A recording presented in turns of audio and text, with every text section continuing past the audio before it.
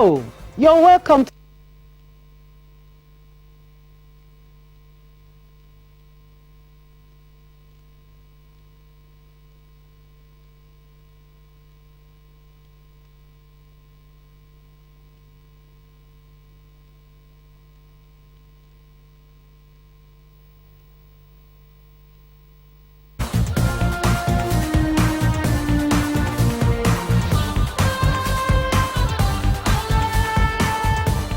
Hello, you're welcome to In-Depth, where we bring you great details, insightful analysis of events in today's world.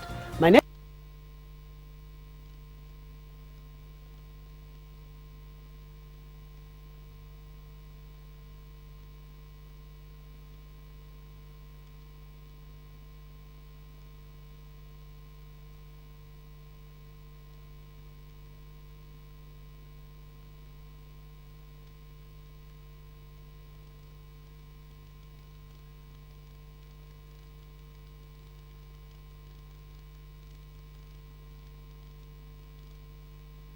Lilian Okonkwo, and you are on to In-Depth.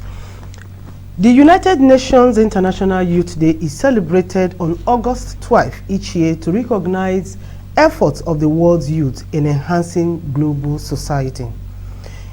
It also aims to promote ways to engage them in becoming more actively involved in making positive contributions to their communities.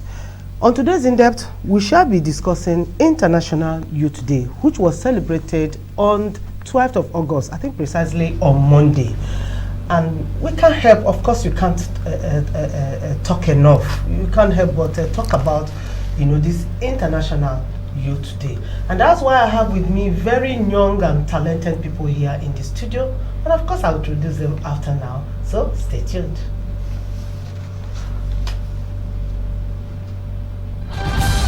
And I hope you guys are ready.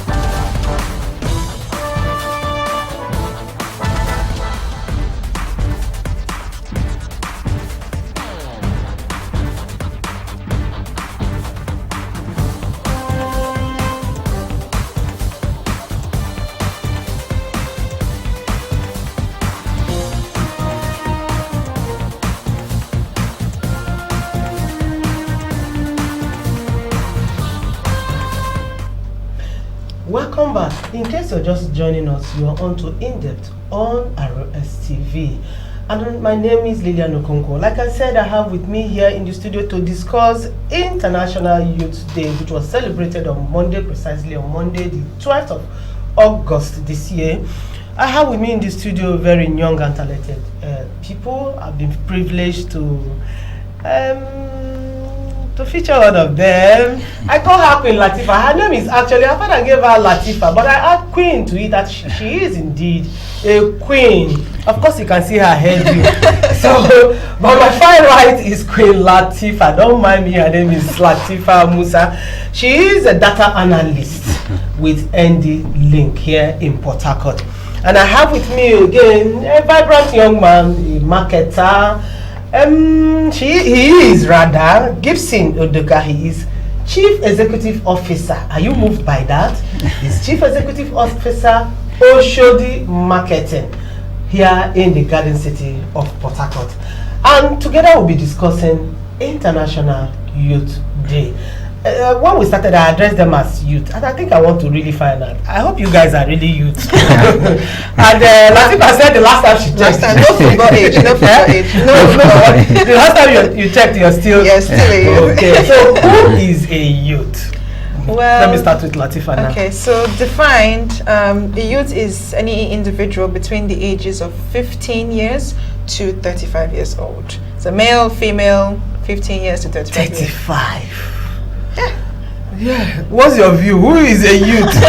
I think, just as Lateefa said, a youth is someone within the 15 to 35 year old, and though I would personally prefer it to be a little bit lower, maybe 15 to 30, but I would even prefer it to be 20, 15 to 28 or 25. When I hear 30, it sounds As a man, how that a woman? Well, I think a lot of people are still developing, trying to find themselves, even at 35. I mean, you can't say you reached the pinnacle of your life, except your Mark Zuckerberg, for example, who did it very early on in life. But a lot of people are still trying to figure out their life, even at the age of 35, 40. So I don't think 35 is too bad. You don't think it's bad? No. I think it's just the way our ideology is. We just feel like youth are very, very young people. But vibrant people are still living to the age of 35. So yeah. Okay, I take that. So like I said earlier, we shall be discussing International Youth Day. Last Monday, precisely 12th of August, or every 12th of August, the world, United Nations precisely, and the world celebrate International Youth Day. The question is, why celebrate this day? Let me start with the man in our midst. Well, I feel it is important because through this we'll be able to acknowledge what the youth are doing, like the importance of the youth in our society, and also for people who, like other young people, like youths who are struggling with one or two things, or trying to fit into the society or get to know who they actually are. They can get more awareness about what it is to be a youth, and also strive what to do as a youth. Yes, exactly. I would say, why celebrate it? Because a lot of times people say, just celebrating this and celebrating. What did they come at? Well, I think it's important to celebrate everything. Why do you think? Why celebrating youths, I would say it's like he said, to allow other people around the world to see what other youths are doing in their community. However big it is, however small it is, how are you impacting or applying yourself in your community to the world? I mean, we are the forerunners of everything. We are the future, right? You want to know what youths are in the US, in the UK, in Australia, everywhere around the world, even in Africa here. What are we doing to impact global change? That is the point of celebrating International Youth Day. And that's the idea of also having themes to each day. That way, the celebration is centered on a particular thing. We shall get to that thing. We shall get to that. Yeah, we shall definitely get to that thing. So she has told us, a part of you've talked about why this day should be commemorated, which I agree with you, because there is need to, in times like this, to look inwards, and it will help you to begin to provide solution and begin to look forward. But the thing is, most times people say the things we do commemorating these days are not actually what we should do. It's not about drink Coke, gather some youths. That's what we do in this climb. Gather them in one hall, buy buns or chin chin, and somebody comes to make a speech, and youth, oh yeah, and we are all gone. So, but there's something that we expect should be done. So for you, aside from making speeches, aside from gathering youths, maybe buying mineral, say we are celebrating International Youth Day, what would you expect? Both of you have talked about making impact. Both of you have talked about being part of the global change, and of course that just gathering people. What do you expect ought to be done to really bring about that positive change? I think in my opinion, how should we commemorate this day? We should try prior to this kind of event, whoever is in charge of in terms of government, yes, government, NGO, and yes, rest of them. Yes, they should. Who head organizations? That's what we're talking about now. Yes, exactly. We should strive to get a lot more information about what youths are doing. Because take this city for instance, Port Harcourt. We have a lot of vibrant youths doing a lot of great stuff in technologies. People who are doing stuff in stuff that has nothing to do with technology, but most of these youths have lots of stuff within them that they're doing, and they wish to share to the world. So basically, I feel we should have a platform where a day like this, people can showcase what they're doing, and if possible, I think we should even put make it you know, the way when you go out for a trade fair or people can showcase what they have. You know, you talked about, you and Ebenezer talked about that in the last time. You know, but you also find out that you mentioned a challenge that even when there is an opportunity like that, some of the youths refuse to come. You mentioned that. Well, I want you to add to what he has said anyway. Well, I feel like for every yearly commemoration, I'll use myself as an example. Every time I celebrate a birthday, right, I look back on my whole year, and on that day I ask myself, what have I achieved? How far have I come? What are the challenges I have faced? And how should I do better the year coming? That is what International Youth Day should be about. Okay. The ministry should look back and say, because the youths definitely have issues that they have been facing, right? Pick a topic, a certain area, and say, fine, for this International Youth Day here in Port Harcourt, this is the issue that we want to address. Let us create a platform for vibrant youths within Port Harcourt as a city to come together and say that let's have discussions about it, share their views, let's hear what they want to do. You are hearing from, it's International Youth Day, by the way, you're hearing from them, hearing how they want to shape Port Harcourt as a city. But the festival that just passed was started off by a youth. How can they gain support in the things that they are doing? Whether it's in technology, entrepreneurship, marketing, social change, whatever it is that they are trying to do, how can we hear from them? International Youth Day would be an amazing platform to do that. That's great. I agree with her. Yeah, you agree with her. Absolutely agree. You agree with her. Yeah. Okay. What about, how would you handle a situation where these opportunities or platforms are created and you don't get people to, you know, access it, get involved? You don't stop. Well, you don't stop. You don't stop. That's for me. You never stop. As long as you see the goal in it, the vision, the beauty in it. Not everybody kicked onto Facebook when it started. I was listening to a talk the other day and they were talking about Blockbuster. Blockbuster used to be a place where you could go and buy DVDs. Yeah. They were the first people you could have gone to that should have started streaming. But they never thought that streaming would hit. So they never did it. And now they are phased out. Nobody buys DVDs anymore. Everybody streams. Now, they could have been the ones to start it, but they never thought about the vision. As long as you see the vision in what you are doing, even if people don't key into it when you start, you don't stop. You keep it going. If the platform had been set up, right, for the first year, and they said, okay, this year, we'll only invite 50 people. We're not doing it big, let's do it small. Right, and we got only 30 people. I'll make sure that those 30 people put the word out there. More people will hear about it. Yeah. Next year, if you plan for 80 people, 50 people will come. You might be surprised 100 people will show up. Another year, you will plan for it and you say, okay, I only want 200 people, and 1,000 people will show up. The idea is, as long as you see the vision, you understand the importance of hearing the voice. Keep doing it. You don't stop. Keep doing it. That's a good one there. I want us to talk about the team now.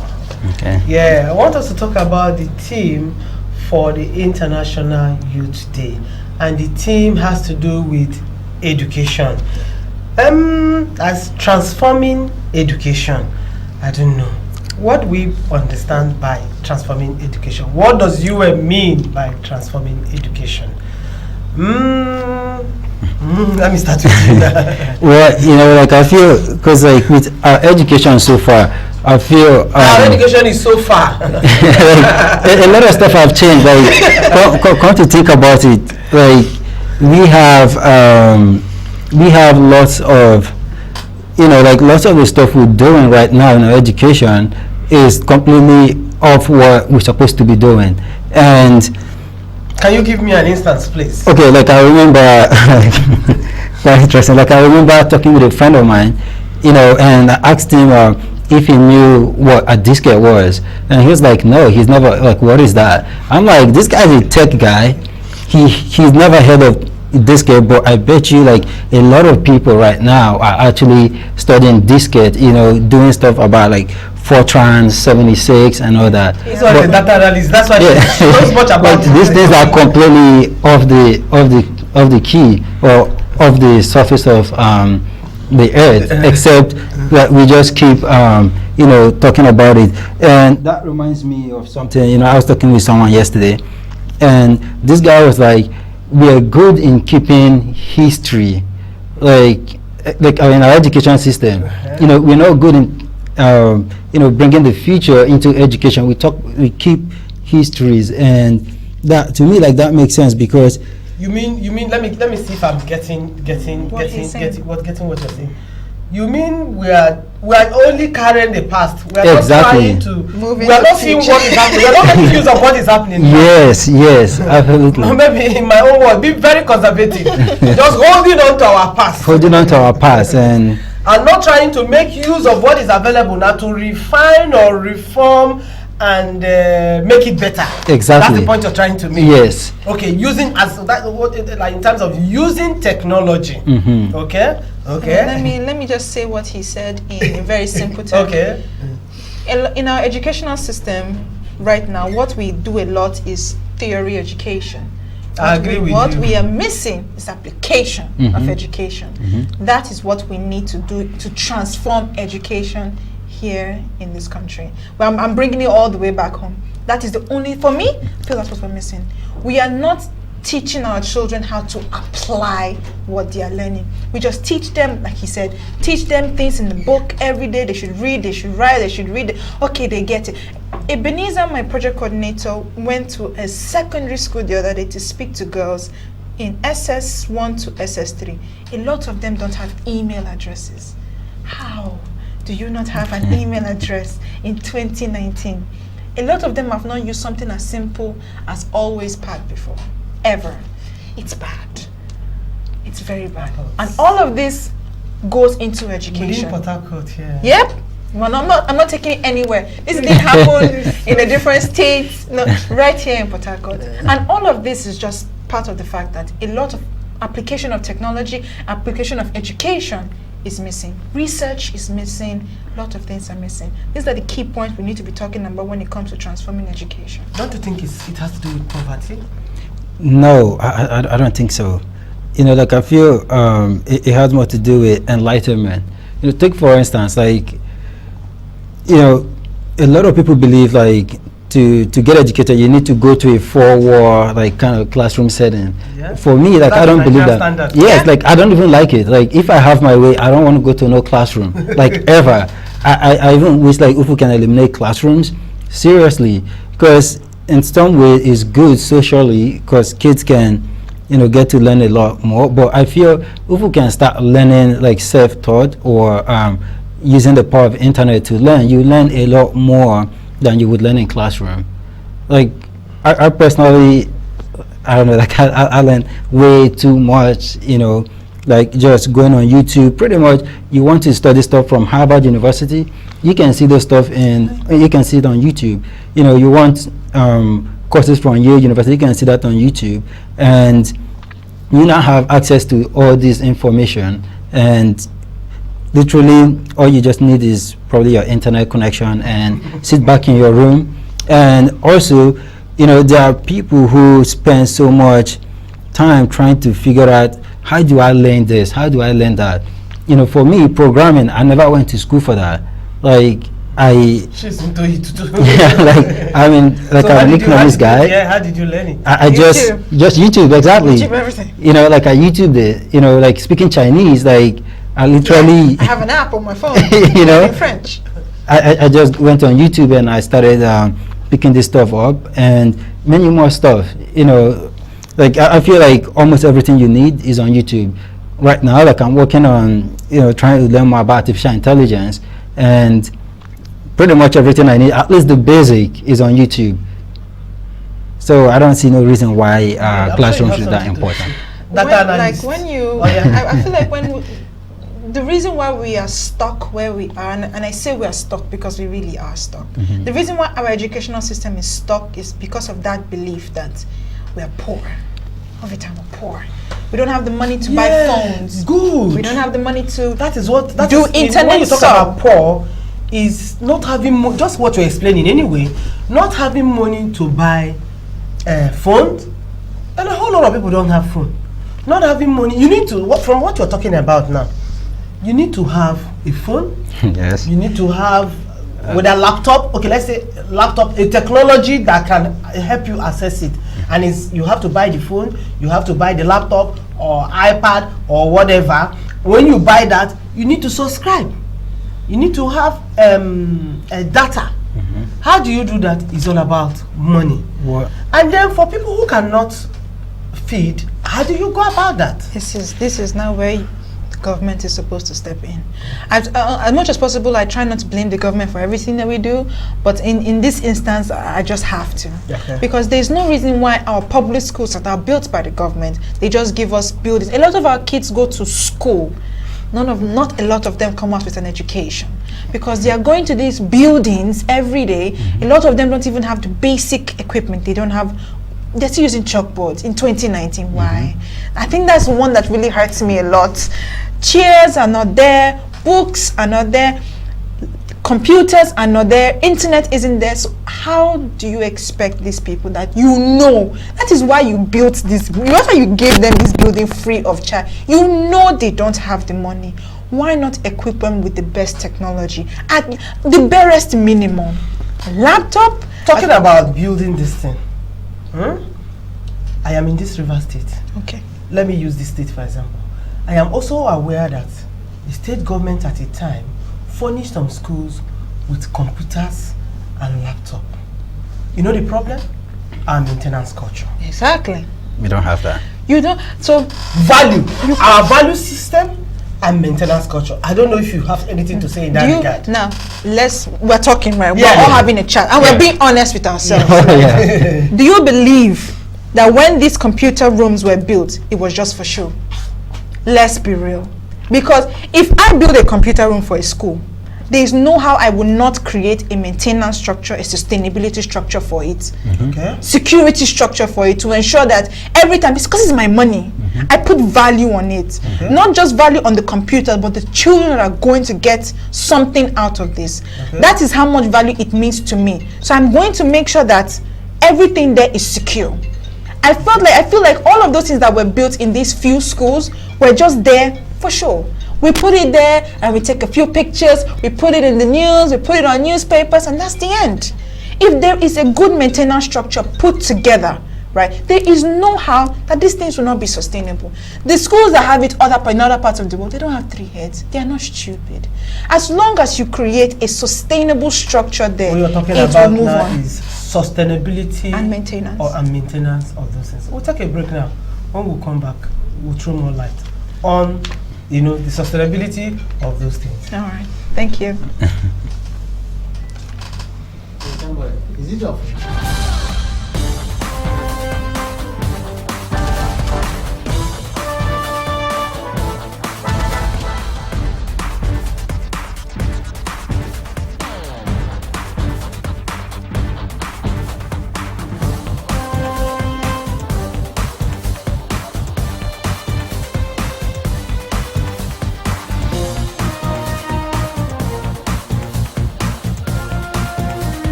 Hello, you're welcome to In-Depth, where we bring you great details, insightful analysis of events in today's world.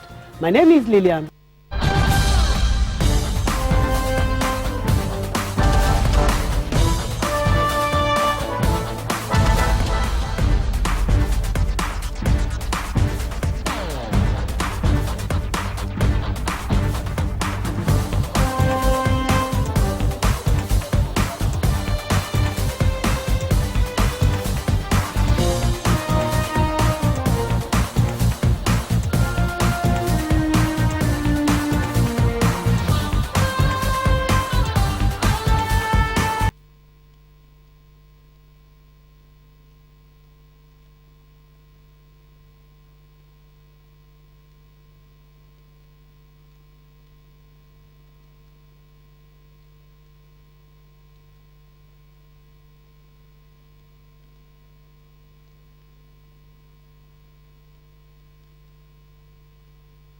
Spate of lawlessness, rascality, criminality and involvement of cult groups in youth activities, the Rivers State government has proscribed all community-based youth bodies with immediate effect. All those currently operating as youth bodies in the state and in whatever form are hereby warned to ease all operations immediately or face arrest by law enforcement officers. Henceforth, all those who want to conduct youth elections or contest in youth elections in the state must first obtain clearance from the Department of State Services (DSS) and the Nigerian police before the government will approve their conduct and participation in youth activities. Dr. Tami Wenike Danagogo, Secretary to the State Government, and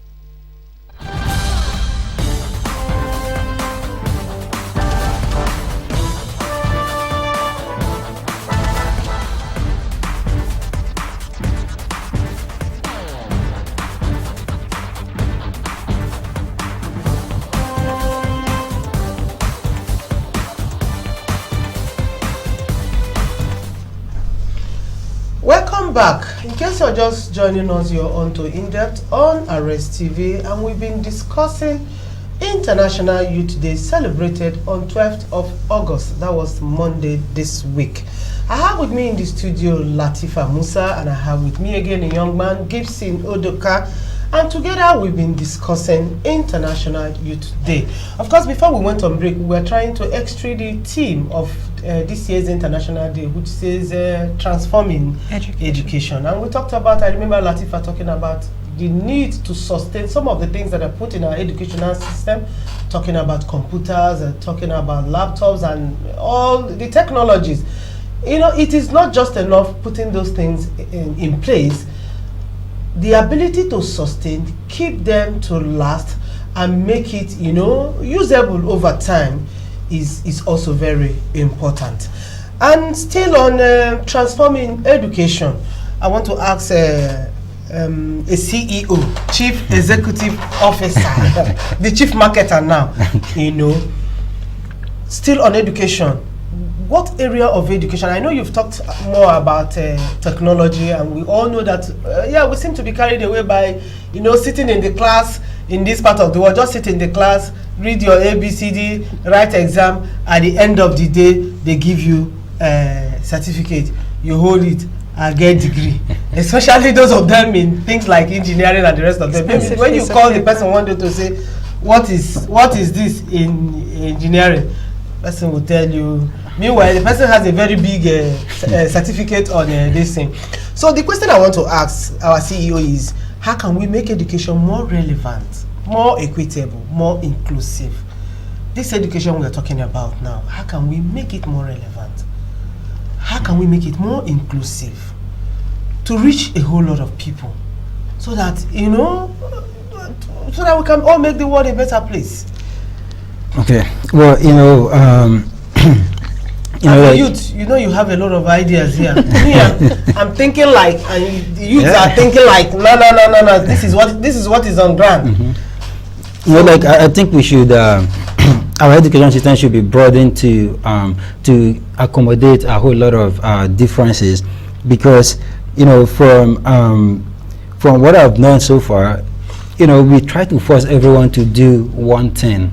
And to me, like, yes, we're really forcing people to do one stuff, because, you know, there are people like there are people who don't like, going back to what I said earlier, who don't like going to classrooms. You know, we can create room for home learning. You know, there are people who, and at the end of the day, they still get the same certificate and stuff. There are people who don't like, you know, the normal way of every morning, Monday. You go to the class. You go to the class, Tuesday, teacher writes and stuff. But and then you read and you wait for your exam. Yes. What you're saying now is that we should do something much more than that. We should do a lot. China on my mind. My Queen Lateefa. Yeah, just to expand on what he said as well, to make education a lot more inclusive, I think our teachers as well need to apply themselves a little bit more. Okay. I mean, I've heard the frustration of some, because I'm also very passionate about improving education, especially in the public sector. You hear the frustration a lot from teachers when they say, oh, they're not being paid well, that's kind of that's why they give education this lackadaistic approach, very lazy approach to it. But I feel like in the classroom, the teacher plays a lot to transforming your education. Okay. Looking at each student to understand that all of you are not going to learn in the same capacity. in the same level. All of you are not learning at the same speed as well. All of you will not learn using the same method as well. Goes a long way, which was what he was trying to say.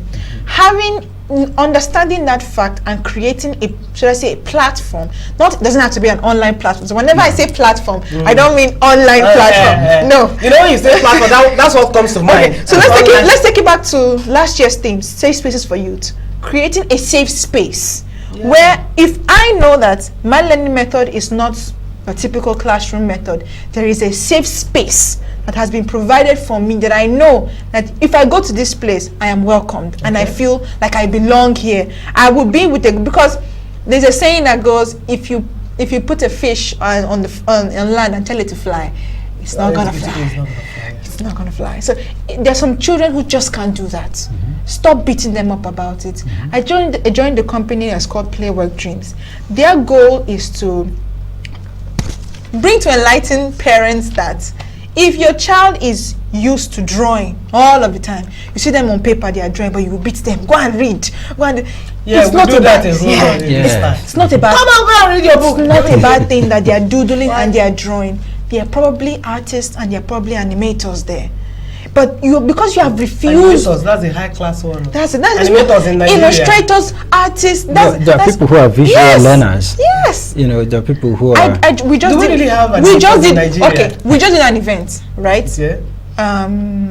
In July, if I'm not mistaken, brought together illustrators and animators here in Port Harcourt in the same space, and they were in the same space, in the same room. You see what I mean by safe spaces? As long as that space, and it was 3,000 naira, that was what it was to come and draw. We will give you everything, 3,000 naira. As long as you provide the space, you make it available, you put it out there. We didn't even need too many people. The event was just for 30 people. We ended up having 50 people. As long as you create the space, people will show up. If you don't believe me, that's living proof. Everybody told us we were crazy. There are no animators, there are no illustrators here in Port Harcourt. Go to Lagos. It doesn't make any sense what you're doing. You're wasting your money. We did it and it happened. 30 people, we had 50 people. It's proof. Create the safe space there. Transforming education doesn't necessarily mean that you must bring the best technology. It comes from doing the tiniest things. Bringing children out of the classroom once in a while. Then engage them in good sports. You have good runners that are sitting in classroom, their leg is not moving. We have good artists that are sitting in classroom. You're forcing them to learn math and English because you hope that one day there will be engineers and there will be doctors and lawyers. Not everybody is going to do that. That is one thing we need to start bringing to our parents' realization. You just brought something to my mind now. In the time past, we used to have every father or mother wanting the children to be doctors, lawyers, and engineers. I think it's still happening now. It's still happening. Though a lot more kids are becoming rebellious when it comes to that. Absolutely. And that's the thing. We don't have to get to that place where our children have to be rebellious against us. Why do I have to rebel against you, mommy and daddy? How do we handle you that? need how to do we handle situations I feel like or what advice would you give? I feel like as a parent, you need to listen to your child. Okay. Exactly. We don't listen to them. We feel like because we are the parents, we know more. So keep quiet. You're not even 18. What do you know? That's it. You're not even 20. What do you know? What have you seen? What an elder sees sitting down, a child cannot see what you can. That's what we tell them. So you think we still have the issue of parents choosing careers for their... Absolutely. Yes. So how do we handle that? I think we need to enlighten parents on this. Yes, we actually parents need a lot more enlightenment. Because take me for instance, my dad, they wanted me to do medicine, and deep down I knew medicine was good, but it wouldn't give me the kind of opportunities or the freedom I would love to have when working. So I decided to get into economics, and it took me about 2 weeks trying to convince my dad like economics is good. He's like, no, you should get into medicine. So eventually I got into economics, and I realized, whoa, like even this economics, like it's not even the holy grail. There's a lot more stuff that we like I didn't know about, like growing up.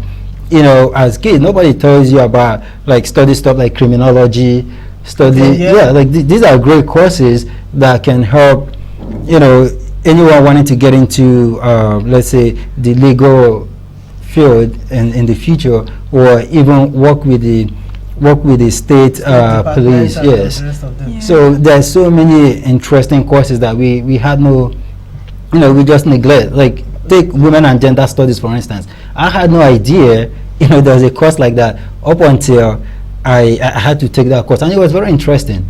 Archaeology. These are great courses that have made a lot of people really relevant in the Western world. But yeah, okay, you just said Western world. I think one of the challenges we have too is when you read these other courses, it's difficult to fit in this part. No, you create it yourself. You create it yourself. You create something for exactly. Because all the other people that did it in all those parts of the world, it started with somebody as well. So you might as well, if you have to be the pioneer of something, Okay. you must understand that if you are the one pioneering something, it means it has never been done before. So you are going to be the one to make all the mistakes. Everybody is going to read back on. That's why another thing that we lack a lot is research, right? So if you are the one pioneering something, don't just pioneer it and just do it and die and go. Make research about it. Document your process. Keep it there so that if 20 years from now, I will still be referring to it. Anybody that comes after me will still be referring to it because this is somebody that lived through it. Now, this event that we just put together, we had a lot of people that reached out to us. Oh, please do this again. Do this again. Some other people reached out to us that, oh, we want to partner with you because we have pioneered it. We have seen the mistakes and the errors. When they now come to us, we can now document it and do it better. Another thing to notice, I feel like it's, as a parent, it's never too late to start with your child to teach them anything. Now, we had this dilemma in our office that just happened where, a lot of children now on summer break and parents are wondering, let's take our children to summer school. I'm like, why? This one time they should be doing something else. Something different. Music, from school. Yeah. language, art. You want to take them back to school, like the school that they will still go back to. Some of these people worry, so it's a way of sending them somewhere. I'm saying No, you can send them I to think do the parents something don't even else. know. Because they don't even know. Yes, they You don't can send them know. to do something else. Why does it have to be math and English again? Why can't they just do something different for a change? Who knows? You might take them to that music school for just how much a week, right? And they could learn piano lessons, and you realize all this time you had a Mozart in your house. You sound like somebody from the Western world. Well, on a lighter note anyway, I want us to take a look at the issues of violence, issues of cultism before we begin to answer the questions that we already have here. Okay. This part of the world, we know youths, a lot of issues of youths being in cult and getting involved in killings and oh my God, issues of violence. In recent time, I don't even know how to explain it. In recent time, you hear the kill and how did we get there? What do you think is the problem? And what can we do? Okay. Because for me, when we celebrate a day like this, these are some of the basic issues that should be looked into. Issues of cultism, issues of violence. I don't know if I'm right. Well, it is another thing that is also dwindling our education system as well, and make the people. worst is even in the university. Yeah, to make people don't want to stay here and study. They go to pay lots and lots of money to go outside the world to gain an education because they feel like their own educational system in their country is not safe enough for their children, so they take them away. I feel like when it comes to the issues of cultism, I feel like these are things that didn't just start in the universities. A lot of them started even in secondary school. Secondary school. Yes. If not primary school. If not primary. That is why I say a good time to capture youths is within that very young age. An age when you can, I'm still going to keep using the word transform them, where you still have the ability to teach them, to educate them, to calm them down, because we are very, at that age, 15, 16, 17, we're very vibrant. We want to do everything. We don't listen to anybody. I mean, as a parent, you can also attest to that. You have boys, at a certain point in that age, they just can't be spoken to. But if you allow these things to go on, they join this, once they get to 24, 25, what can you say to them? A lot of the time is they're idle. They're idle. Very idle. Okay. That's one of the things. Another thing is that they feel like they're not accepted where they are. there's not enough opportunities, so I don't know how to do math and English, and I'm not the brightest in my class, nobody takes me seriously. So they just find whatever it is they can get their hands on, and they just do it. Okay. If that idleness is taken away from them, that safe space is provided for them, no matter what that space provides to them, they know that I feel like I belong here, right? I feel like all of these things, people that go into cultism, a lot of them, when you speak to them, they don't really want to be there. They just feel like they don't have a choice. I would go a different way. I think it has a lot to do with love. You know, like love. Yes, like a lot of parents, you know, they don't give their kids enough love. And when I mean enough love, I mean, you know, they don't spend a lot of time with their kids trying to, you know, educate them, talk to them, let them know, you know, like their future matters, they themselves, they matter and all that. Because like a lot of parents, you know, they always out working, and you know, the kids goes to school, comes back home, there's no parent to, you know, to talk to the kid, to guide.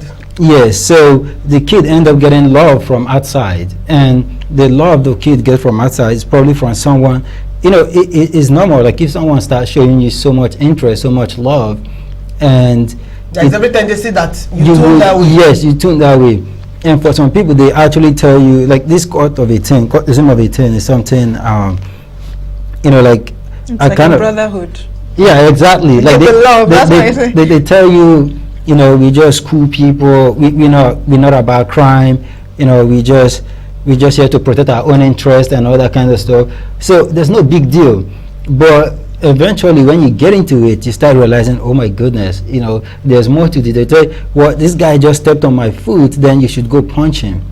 You know, then you punch, and they tell you you have the backing of other people. So you punch this guy. I mean, nobody dares, you know, talk to you anyhow. So before you realize it, ego sets in, and that's how this whole cult stuff happens. You schooled. I know that you schooled outside Nigeria. Mm-hmm. Were there issues of cultism? Absolutely. Call them fraternities. No, not just fraternities. Like fraternities is more. It's more like a brotherhood. Yeah, it's more like a brotherhood. It's organized. It's not evil in that kind so of how way. can you compare what you know there and what you know here, or what you saw there, or what you heard of there, Now, and what we have here now started off as what you have there, as fraternities, as brotherhoods, a place where you can come and see people with similar minds just like you. You guys can come together, work together. You know, if you don't have money, you're in this brotherhood, they would provide money for you. You have a place to sleep if you don't have a home. These are your brothers. That Yes. was what it was about. These are your brothers, these are your sisters. That is exactly what you have abroad, the same thing. And they keep these fraternities even after they leave school.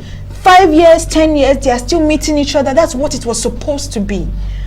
But along the line, when it came down here, the fraternity grew into something else. And that's what I'm saying. The absence of all of these things, like you mentioned, love, the absence of that sense of belonging left. You now have people coming in to pollute it, to now make it into their own personal interest for money and so many other things that just came to corrupt it. Well, but that's not what it was when it started. So you want to add something? Yes, like even beyond, like besides it being in school setting, you know, I take like the Aboriginals, the Aboriginal people of Canada, for instance.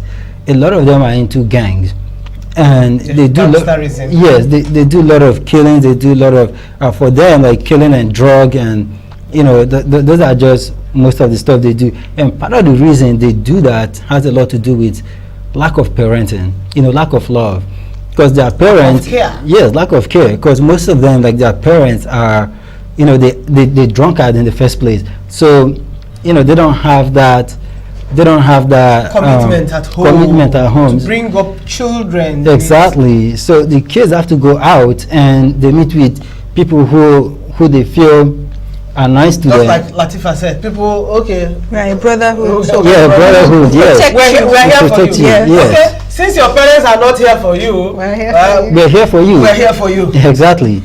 So likewise here. So what's in a nutshell, I think parents should do more. That's what we're talking about. Yes. Show love, show commitment.